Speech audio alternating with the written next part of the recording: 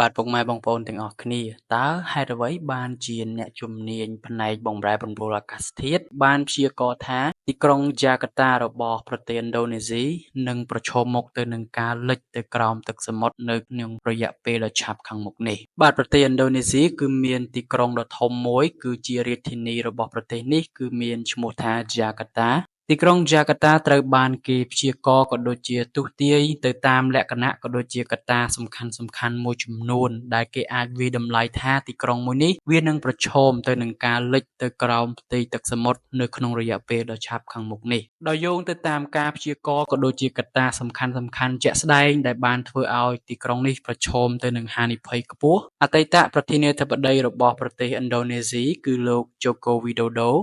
គឺបានធ្វើការសម្រេចចិត្តសាងសង់ទីក្រុងថ្មីមួយជំនួសឲ្យទីក្រុងយ៉ាកាតាគឺមានឈ្មោះថាទីក្រុង Nusantara ដែលទីក្រុង Nusantara នេះគឺនឹងមានមុខងារជំនួសឲ្យទីក្រុងយ៉ាកាតាទៅថ្ងៃខាងមុខនៅពេលដែលវាសាងសង់រួចរាល់វានឹងដើរតួជាទីក្រុងធំក៏ដូចជារាជធានីរបស់ប្រទេសឥណ្ឌូនេស៊ីជំនួសឲ្យទីក្រុងយ៉ាកាតាវិញដោយសារតែទីក្រុងយ៉ាកាតាគឺមានហានិភ័យខ្ពស់ទៅនឹងការលិចទៅក្នុងទឹកសមុទ្រនៅថ្ងៃអនាគតឆាប់ៗខាងមុខនេះទីក្រុងថ្មីរបស់ប្រទេសឥណ្ឌូនេស៊ីគឺត្រូវបានធ្វើការសាងសង់ឡើងក្នុងសម័យកាលរបស់ប្រធានាធិបតី Joko Widodo ពេលដែលគាត់នៅកាន់តំណែងហើយក៏មានការផ្អាកមួយរយៈដោយក្នុងពេលនោះគឺក្នុងកំឡុងពេលជំងឺរាតត្បាត COVID-19 ប៉ុន្តែឥឡូវនេះគឺត្រូវបានបន្តការសាងសង់ជាបន្តទៅទៀតហើយការសាងសង់ទីក្រុងថ្មីមួយនេះគឺគ្រោងនឹងបញ្ចប់នៅក្នុងចន្លោះឆ្នាំ2045ខាងមុខចំណែកឯថវិកាក្នុងការសាងសង់ទីក្រុងថ្មីដ៏ធំមួយនេះគឺចំណាយប្រហែលជា$35,000 លានសហរដ្ឋអាមេរិកបាទឥឡូវយើងងាកមកកាន់ទីក្រុងយ៉ាកាតាវិញហេតុអ្វីបានជាទីក្រុងនេះវាងាយនឹងប្រឈមនឹងការលិចទៅក្នុងទឹកសមុទ្រប្រទេសឥណ្ឌូនេស៊ីគឺជាប្រទេសដែលសម្បូរទៅដោយកោះនិងព័ទ្ធទៅដោយផ្ទៃសមុទ្រចំណែកឯទីក្រុងយ៉ាកាតារបស់ប្រទេសឥណ្ឌូនេស៊ីនេះផងដែរក៏ជាទីក្រុងមួយដែលស្ថិតនៅលើកោះមួយផងដែររបស់ប្រទេសនេះដែលទីក្រុងយ៉ាកាតានេះគឺវាមានចម្ងាយគៀកទៅនឹងផ្ទៃសមុទ្រមែនទែនបើយើងធៀបនឹងទីក្រុងផ្សេងៗរបស់ពិភពលោកគឺទីក្រុងយ៉ាកាតាគឺវានៅមិនឆ្ងាយពីផ្ទៃសមុទ្រនោះឡើយហើយទីក្រុងយ៉ាកាតានេះផងដែរគឺមានប្រជាជនរស់នៅប្រហែលជាជាង10លាននាក់ឯណោះដែលកំពុងរស់នៅក្នុងទីក្រុងមួយនេះបាទទីក្រុងមួយគឺមានប្រជាជនជាង10លាននាក់គឺច្រើនមែនទែនហើយទីក្រុងយ៉ាកាតានេះក៏គេចាត់ទុកថាជាទីក្រុងដ៏ចំណាស់មួយនិងសម្បូរទៅដោយវប្បធម៌ចម្រុះបំផុតនៅលើលោកប៉ុន្តែជាអកុសលទីក្រុងមួយនេះក៏កំពុងនឹងប្រឈមនឹងការលិចលង់ផងដែរនៅក្នុងកម្រិតមួយដែលអ្នកជំនាញបានប្រកាសថាគឺគួរឲ្យព្រួយបារម្ភខ្លាំងមែនទែនចំពោះបញ្ហានេះគឺដោយសារតែកត្តាធំមួយចំនួនរួមបញ្ចូលនឹងកត្តាមនុស្សនិងកត្តាធម្មជាតិផងដែរដែលអាចធ្វើឲ្យទីក្រុងមួយនេះប្រឈមនឹងការលិចនៅក្នុងពេលដ៏ឆាប់ខាងមុខបញ្ហានៃការលិចលង់នេះផងដែរក៏បានធ្វើឲ្យប្រជាពលរដ្ឋក៏ដូចជារាជរដ្ឋាភិបាលគឺបានយកចិត្តទុកដាក់យ៉ាងខ្លាំងទៅលើទីក្រុងមួយនេះហើយវានឹងបង្កឲ្យមានផលប៉ះពាល់យ៉ាងខ្លាំងទៅដល់សុវត្ថិភាពរបស់ប្រជាជនក៏ដូចជាហេដ្ឋារចនាសម្ព័ន្ធសំខាន់ៗរបស់ប្រទេសឥណ្ឌូនេស៊ីផងដែរដោយសារទីក្រុងនេះយើងដឹងហើយគឺជាទីក្រុងដែលសម្បូរទៅដោយវប្បធម៌ចម្រុះនិងទីកន្លែងបុរាណជាច្រើនដូច្នេះបើសិនជាទីក្រុងមួយនេះវាអាចលិចលង់ទៅក្នុងទឹកមែនគឺវាធ្វើឲ្យប្រទេសឥណ្ឌូនេស៊ីគឺបាត់បង់វប្បធម៌បុរាណក៏ដូចជាប៉ះពាល់ទៅដល់ប្រជាជននិងសេដ្ឋកិច្ចរបស់ប្រទេសនេះខ្លាំងមែនទែនដូច្នេះរាជរដ្ឋាភិបាលបានសម្រេចចិត្តសាងសង់ទីក្រុងថ្មីមួយដែលនៅកន្លែងដែលមានសុវត្ថិភាពជាងនេះហើយនឹងធ្វើការបដូរទីតាំងក៏ដូចជាបដូររាជធានីទៅកាន់ទីក្រុងថ្មីនោះវិញនៅពេលដែលវាសាងសង់រួចចំណែកឯមូលហេតុធំដែលអាចធ្វើឲ្យទីក្រុងមួយនេះប្រឈមនឹងការលិចបានគឺទី1គឺអ្នកជំនាញបានលើកឡើងថាគឺជាការទាញយកទឹកក្រោមផ្ទៃដីនឹងគឺហួសហេតុហួសកម្រិតនេះក៏ដោយសារតែចំនួនប្រជាជននៅក្នុងទីក្រុងវាច្រើនពេកទើបធ្វើឲ្យរាជរដ្ឋាភិបាលត្រូវការទឹកសាបយកមកប្រើប្រាស់ដោយសារតែប្រទេសឥណ្ឌូនេស៊ីគឺព័ទ្ធទៅដោយទឹកសមុទ្រហើយនឹងខ្វះខាតទឹកសាបប្រើប្រាស់ផងដែរដូច្នេះប្រទេសនេះគឺពឹងផ្អែកទៅលើទឹកនៅក្រោមដីនឹងគឺច្រើនមែនទែនដូច្នេះការបូមយកទឹកពីក្រោមផ្ទៃដីមកប្រើប្រាស់ដើម្បីបំពេញតម្រូវការរបស់ប្រជាជនដ៏ច្រើនគឺវាបណ្ដាលឲ្យផ្ទៃដីនឹងគឺងាយរងនឹងការបាក់ស្រុតក៏ដូចជាធ្វើឲ្យមានផ្ទៃដីកាន់តែទាបទៅដែលងាយប្រឈមនឹងការកើនឡើងនៃកម្រិតទឹកសមុទ្រពីមួយឆ្នាំទៅមួយឆ្នាំដែលនេះហើយក៏ជាហានិភ័យមួយសម្រាប់ប្រទេសឥណ្ឌូនេស៊ីក៏ដូចជាទីក្រុងយ៉ាកាតានេះផងដែរ បាទចំណែកឯបញ្ហាមួយផ្សេងទៀតនោះគឺការបម្រែបម្រួលអាកាសធាតុដ៏ខ្លាំងរបស់ពិភពលោកយើងសព្វថ្ងៃបាទយើងដឹងហើយគឺអាកាសធាតុសព្វថ្ងៃនេះគឺមិនថាប្រទេសណា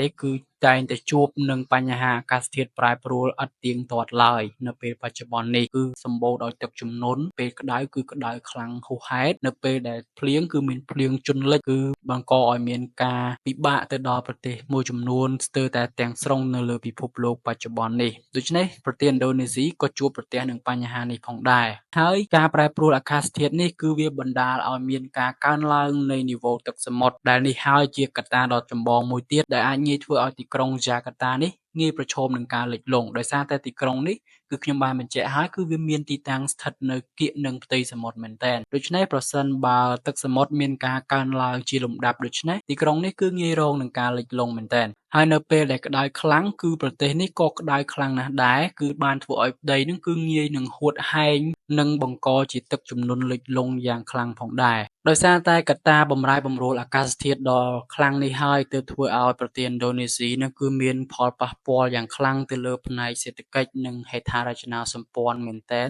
ពីព្រោះអាជីវកម្មធំៗមួយចំនួនគឺត្រូវបង្ខំចិត្តផ្លាស់ប្ដូរទីតាំងដើម្បីងាកទៅរកទីតាំងសុវត្ថិភាពដើម្បីបញ្ជៀសពីហានិភ័យនៃការលិចលង់ក៏ដូចជាហានិភ័យនៃការជន់លិចនៅថ្ងៃអនាគតផងដែរដោយសារតែប្រទេសឥណ្ឌូនេស៊ីគឺងាយរងនឹងបញ្ហាទឹកជំនន់ខ្លាំងមែនទែនចំណែកឯពាក់ព័ន្ធទៅនឹងផ្ទៃសមុទ្រគឺតំបន់ព្រៃកោងកាងដែលជាតំបន់ដែលគេចាត់ទុកថាវាអាចជួយស្រូបទឹកសមុទ្រក៏ដូចជាអាចជួយបង្ការការកើនឡើងនៃនីវ៉ូទឹកសមុទ្រនឹងគឺត្រូវបានបំផ្លាញអស់យ៉ាងច្រើនផងដែរដោយសារតែការកើនឡើងនៃទឹកសមុទ្រហួសកម្រិតទើបធ្វើឲ្យព្រៃកោងកាងដ៏ធំដែលជាតំបន់ពិសេសរបស់ប្រទេសឥណ្ឌូនេស៊ីដែលអាចការពារទប់ស្កាត់ការឡើងនៃកម្រិតទឹកសមុទ្រនឹងគឺត្រូវបានបំផ្លាញអស់ជាច្រើនផងដែរដូច្នេះនេះក៏ជាកត្តាមួយដែលគួរឲ្យព្រួយបារម្ភផងដែរសម្រាប់ការកើនឡើងនៃនីវ៉ូទឹកសមុទ្របាទបងប្អូនទាំងអស់គ្នាប៉ុន្តែបើទោះបីជានេះគឺជាបញ្ហាដ៏ចម្បងរបស់ប្រទេសឥណ្ឌូនេស៊ីក៏ដោយប៉ុន្តែអ្នកជំនាញគឺនៅតែធ្វើការបង្ហាញ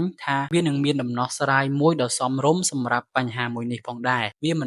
នអាចដោះស្រាយបាននោះទេគឺវានៅតែមានផ្លូវនិងមានវិធីសាស្ត្រនៅក្នុងការរារាំងក៏ដូចជាទប់ស្កាត់បានមួយចំនួនធំផងដែរនៅក្នុងការព្យាករណ៍ថានឹងលិចលង់ទីក្រុងយ៉ាកាតានេះចំណែកឯប្រទេសឥណ្ឌូនេស៊ីក៏បានយកវិធីសាស្ត្រទប់ស្កាត់នេះមកអនុវត្តជាច្រើនផងដែរហើយដើម្បីការពារទីក្រុងដ៏សំខាន់មួយនេះនៅថ្ងៃអនាគតផងដែរដែលអាចទុកឲ្យមនុស្សជំនាន់ក្រោយបានស្គាល់បានដឹងពីវប្បធម៌ផ្សេងៗរបស់ប្រទេសឥណ្ឌូនេស៊ីដែលស្ថិតនៅក្នុងទីក្រុងយ៉ាកាតាមួយនេះផងដែរបាទចំណែកឯដំណោះស្រាយគឺអ្នកជំនាញបានលើកឡើងថាមានកត្តាមួយចំនួនដែលអាចប្រយុទ្ធប្រឆាំងទៅនឹងបញ្ហាការលិចលង់នៃទីក្រុងរបស់ប្រទេសឥណ្ឌូនេស៊ីនេះបានផងដែរបាទចំពោះដំណោះស្រាយសំខាន់គឺមានដូចជាទី1គឺការអនុវត្តការរៀបចំទីក្រុងឲ្យកាន់តែប្រសើរឡើងវិញដោយសារតែប្រព័ន្ធធារាសាស្ត្រក៏ដូចជាប្រព័ន្ធផ្លូវទឹកនៅក្នុងទីក្រុងយ៉ាកាតាមួយនេះគឺអ្នកជំនាញមើលឃើញថាវាមិនទាន់មានភាពល្អប្រសើរនៅឡើយទេដូច្នេះវាក៏ជាបញ្ហាមួយដ៏ធំដែលវាបណ្ដាលឲ្យទឹក